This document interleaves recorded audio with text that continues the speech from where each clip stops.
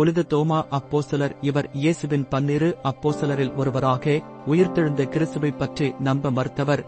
ஆனால் தனது கண்ணால் கண்ட பிறகு என் ஆண்டவரும் என் தேவனும் என முழுமையாக ஏற்றுக்கொண்டார். அந்த ஆழ்ந்த நம்பிக்கையுடன் இவர் பரிசுத்த ஆவியின் சக்தியில் ஆசியாவுக்குள் வந்தார். 52ஆம் ஆண்டில் இந்தியாவின் மலபாருக்கு வந்ததோடு நம் தேசத்தில் நற்செய்தியை பரப்பிய முதல் நபராக கருதப்படுகிறார். திருவங்குச்சியிலும் கோவிலும் கட்டினார். இவர் சென்னை மயிலாப்பூரில் தூய இரத்த சாட்சியாக மரணமடைந்தார். இந்திய கத்தோலிக்க மக்கட்களின் தாயக அப்போஸ்தலர் என்றும் நம்பிக்கையில் பல்கீனமடைந்தவர்களுக்கான புனிதராக மதிக்கப்படுகிறார்.